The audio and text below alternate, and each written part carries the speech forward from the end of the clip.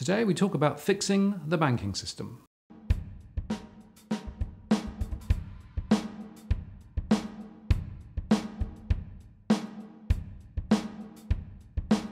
Hello again, I'm Martin North, the Principal of Digital Finance Analytics.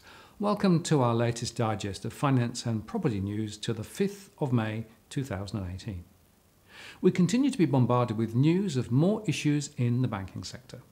CBA admitted that they have lost customer data contained on 2 tapes relating to almost 20 million accounts. The event happened in 2016 and they decided not to inform customers as the data most likely had been destroyed. This is likely the largest data breach for a bank in Australia, and it goes again to the question of trust. So much customer data in a single tape drive and passed to a third party for destruction. But there was no record of the tape arriving, and the data has not been recovered. Angus Sullivan, head of retail at CBA, said an investigation suggests that the tapes were destroyed and that they chose not to inform customers at the time, despite discussing the issue with regulators. We obviously gave consideration to should we inform customers. We undertook a very comprehensive investigation using forensic experts. We disclosed this to the relevant regulatory bodies at the time so that they could have purview over the steps that we've taken and to ensure that it met their expectations. The feedback from them at the time was that no further steps were required from their side, and on the balance of all of that, obviously weighing up the need for transparency and desiring not to cause undue concern for customers, we decided the most appropriate course of action was to not communicate it. With the benefit of hindsight, perhaps it would have been better for us to have communicated it. Now, we think they had a duty of care to disclose this to customers at the time, but they chose not to because they did not put customers first. Such rich transaction data would be very valuable to criminals. Now, I have a CBA account and I feel, frankly, uncomfortable. Why should I trust them with my data? And of course, CBA featured in the report, which was published this week following a review into their culture. We discussed this in detail in a separate video, CBA's World of Pain and the regulator's wet lettuce response.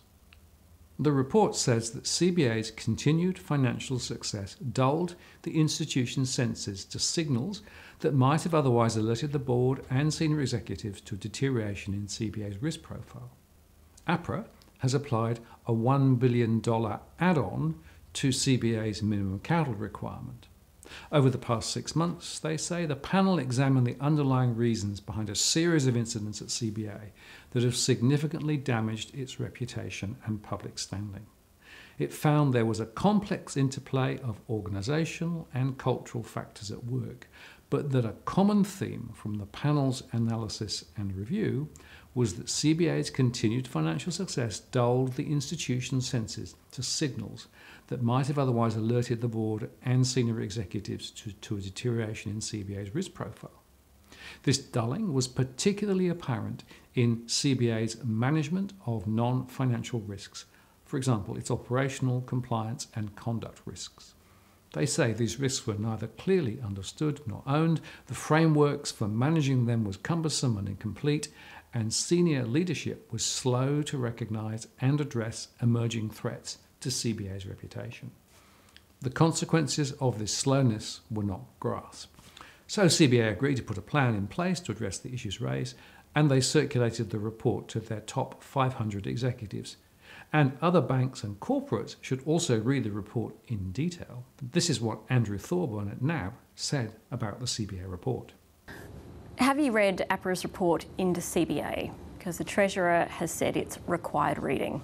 Our board were given a copy, we talked about it immediately. I think it's a very balanced, a thorough, well-written report that's practical. Do you think there's anything that NAB can learn from it? Absolutely, absolutely. And I think, implement? Absolutely. So I think to win respect, you have to take action. And what we're going to do with that report, and I've spoken to our leaders about it on our call this morning with our half-year result, is I've asked everybody to read that report in full, it's quite thick, to insert NAB where it says CBA, and then look at it and say, is that us? And if it is, then we're going to work through a process to improve it. So look, I think there's huge opportunities here to learn and reflect and get better. And that report, taking it and applying it to ourselves, I think will be one step we can take. The core message is simple. A fixation on superior financial performance at all costs can destroy the business and customer confidence. Oh, and APRA's $1 billion capital add-in is little more than a light slap to the face. Now, we got results this week from Macquarie Bank, who managed to lift their profitability yet again, mainly thanks to significant growth in their capital markets businesses, plus from ANZ and NAB, who both revealed pressures on margin and higher mortgage loan delinquencies. They are literally banking on home loans, and they both warn that if funding costs continue to rise, they will need to lift rates. NAB's profit was down 16% on the prior comparable period. Now, we discussed their mortgage delinquency trends as part of our video on mortgage stress, more on mortgage stress and defaults. Both banks are seeking to reduce their exposure to the wealth management sector and to focus more on selling more mortgages. Interesting timing given the Royal Commission and tighter lending standards. And Genworth, the lender's mortgage insurer who underwrites loans above 80% or 70% in some cases, also reported higher losses again. The delinquency rate increased slightly from 0.48 to 0.49%, driven mainly by Western Australia and New South Wales.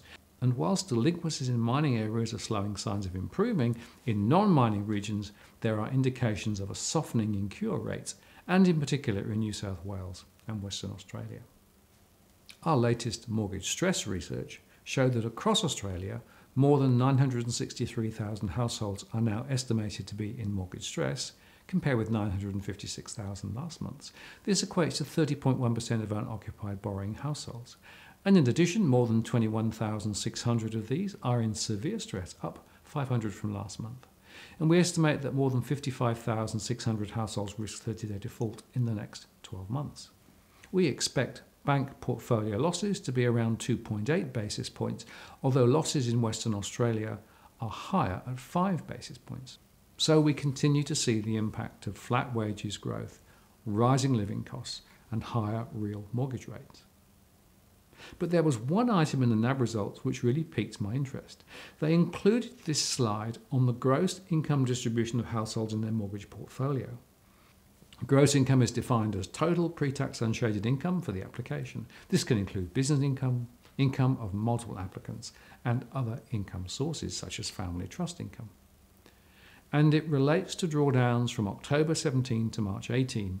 35% of transactions have income over $200,000 for unoccupied loans and around 47% for investment loans. Now, I recognise that NAB has a skewed demographic in their customers, but the proportion of high-income households looked odd to me.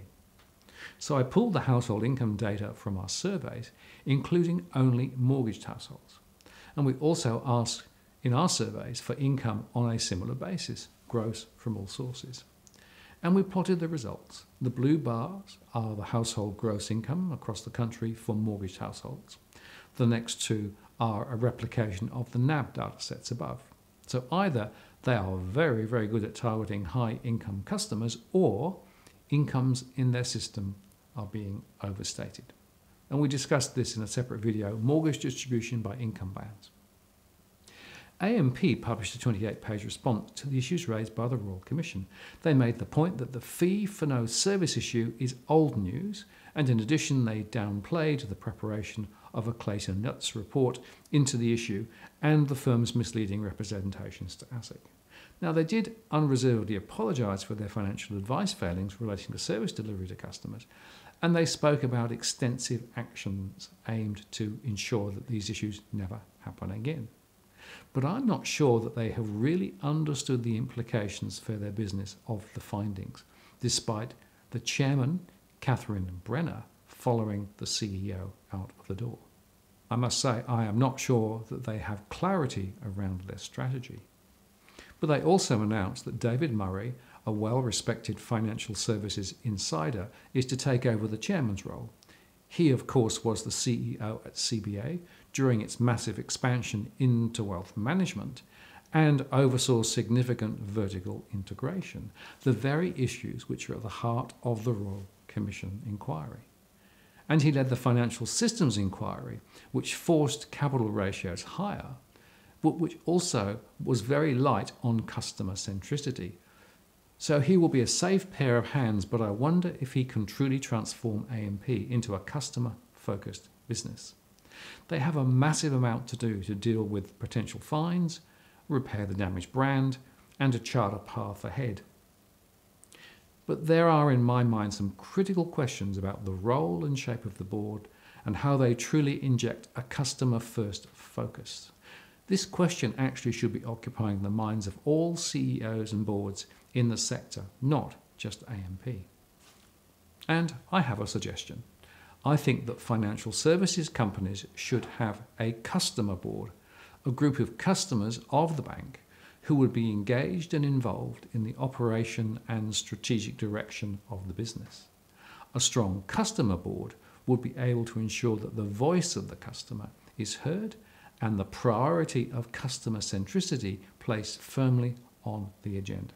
And remember, there is strong evidence that companies who truly put their customers first can create superior and sustainable value to shareholders too. Of course, there are structural options too, and I think it's likely that the financial services sector will soon see a bevy of breakups and sell-offs. NAB, for example, will be selling off their MLC wealth management businesses, marking the end of their mass market wealth experiment. They will retain their upper-end JB Ware business as part of their private bank for the most affluent customers. Other players are also divesting wealth businesses, partly because they never really generated the value expected and, by the way, frittered away shareholder funds in the process, and because of the higher risks thanks to the FOFA reform's best interest requirements. So to me it raises the question of whether financial advice will be available to the masses, even via robots, and indeed whether they really need it anyway. For most people, the advice would be pretty simple. Pay down the mortgage as fast as you can. Make sure that you have adequate insurance. Don't use consumer credit, and save via an appropriate non-retail industry fund. You hardly need to pay fees to an advisor for that guidance, I would have thought. Financial advice has been overhyped, which is why the fees grabbed by the sector are so high. Mostly it's an unnecessary expense, in my view. Another option to fix the banking system would be to bring in a Glass-Steagall type regime. Glass-Steagall emerged in the USA in 1933 after a banking crisis, where banks lent loans for a long period but funded them from short-term money market instruments, and things went pear-shaped when short and long-term rates got out of kilter. So the Glass-Steagall Act was brought in to separate the speculative aspects of banking from the core business of taking deposits and making loans. Now, down the track, in 1999, the Act was revoked, and many say that this was one of the elements which created the last crisis in the USA in 2007. Now, the Citizens Electoral Council of Australia, or CEC, an Australian political party, has drafted an Australian version of the Glass-Steagall Act, and Bob Katter has announced that he will try to bring the legislation in as a private member's bill called the Banking System Reform Separation of Banks Bill 2018. And Bob Katter has form here in taking the lead in Parliament on Glass-Steagall, as he did on the need for a Royal Commission into the banks in 2017. This is what he said then. Issue that every Australian agrees with. I doubt whether there would be 5% of this country that would say there is not needed an inquiry into the banks. Mr. Acting Speaker, everyone agrees to this except the Liberal Party. They're the only people that disagree. And their isolation is standing out now like a neon light. And the cowardice of those people that have advocated it, and yet when it's put into the Parliament, can't be found, they'll be hiding in the toilets. We must note the courage of some and the intellectual integrity of some and the cowardice of others. Mr. Acting Speaker, the Australian newspaper, the Sunday edition, no less, the week before last, had the entire front page taken up with what, quite frankly, is the imminent collapse of banking in Australia, Mr Acting Speaker. Nearly a third of Australia's population lives in good old NSW, Newcastle, Sydney and Wollongong. Nearly a third of the Australian population. In Sydney, the average price of a house is over $900,000 and the average for the area is well over $750,000. That means the repayments are in the order of $35,000 and the interest is in the order of $30,000 and the annual charges are in the relevancy of about $5,000. So that's $70,000 they've got to find if they want to buy a house. Well, the average income, the average weekly income is $72,000, $50,000 after tax. So even if the husband and wife is working, their situation is perilous. Perilous, Mr Acting Speaker. And what are the banks going to do? Now, they got through the GFC, not because of the prudential responsibility. I mean, lending people $900,000 for a house is hardly prudentially responsible. It was non-recourse lending. That was the issue. They have recourse lending here in Australia. They've been able to control this parliament up to date, because of this unable to deliver.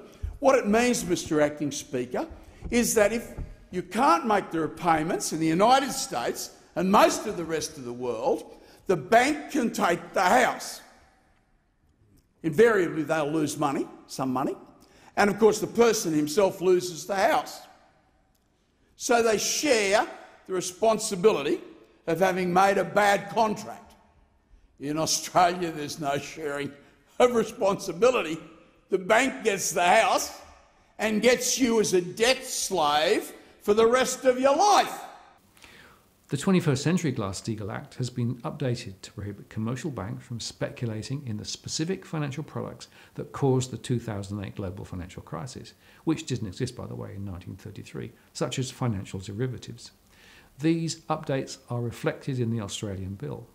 Aside from specific practices, the overriding lesson of the 2008 crash is that commercial banks should not mix with other financial activities, such as speculative investment banking, hedge funds and private equity funds, insurance, stockbroking, financial advice and funds management. The banks have gone far beyond traditional banking into other financial services and speculating in derivatives and mortgage-backed securities. Consequently, they have built up a housing bubble which is heading towards a crash and an Australian financial crisis.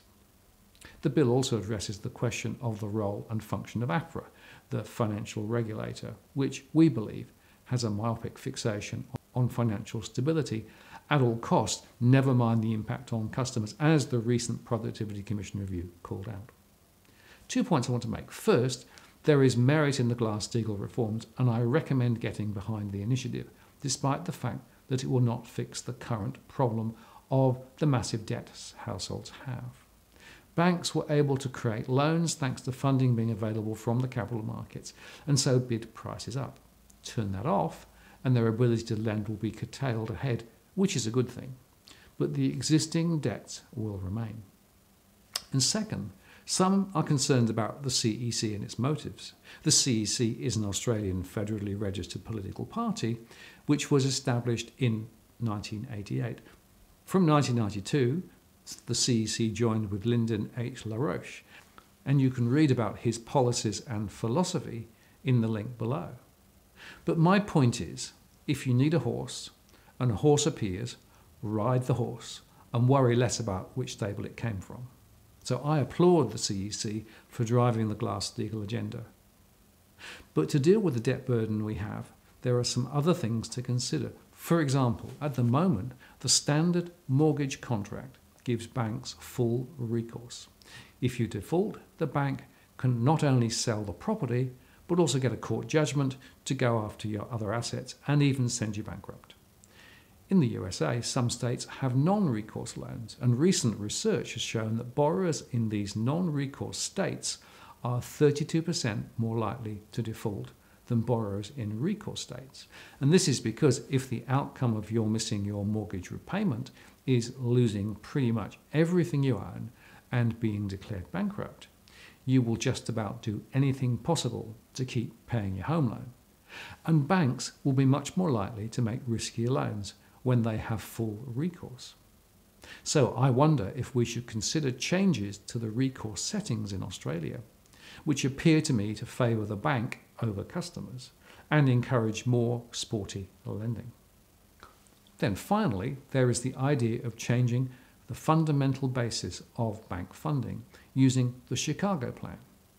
You can watch our video, Popping the Housing Affordability Myth, where we discuss this in more detail, and it's time for an alternative finance narrative where we go into more details.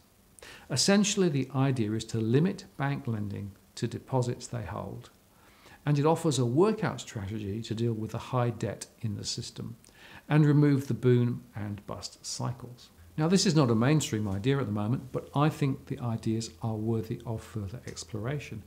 This is something I plan to do in a later video, and I'll look at how a transition could work.